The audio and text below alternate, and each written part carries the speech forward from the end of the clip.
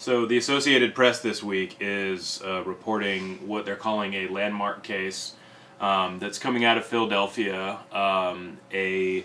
Monsignor William Lynn, who is a higher up in the Catholic Church, at least in this part of the country, is being taken to court not for the sexual abuse of a minor, but specifically he is the first one being brought forward for covering it up.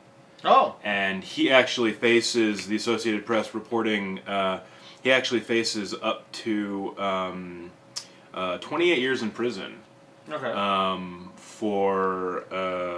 He covered up for a Reverend James Brennan, who was actually abusing young children, young boys actually. And, how did he cover it up? Specifically, I believe he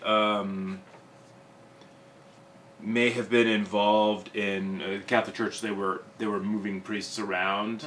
Like a priest would abuse children in one area, and so they would move him somewhere else in an attempt to like obscure it. Yeah, just see that guy's not here anymore. He's not doing that. Whatever. Yeah. We've solved the problem, and then the new diocese in a different part of the country gets a new priest and they don't know anything about him. They don't know that he's a danger to their children, and William Lynn was a part of that. And this is actually one of those things where it's terrible that it happened, but I like the fact that our justice system is standing up and saying, I don't really care that you're a priest, a clergy. It doesn't matter that you have these Dungeons and Dragons powers of exorcism and turning wafers into the body of Christ and things like that. You are actually subject to our laws. You hurt people, and now you have to pay for it. And that to me is for all the bad stories that come out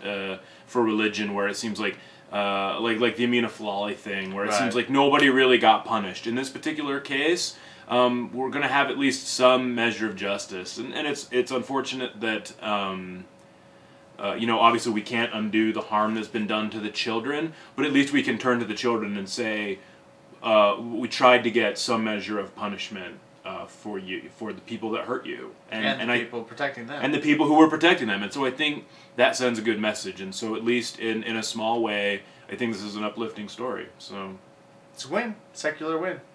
All right, I'll cast out.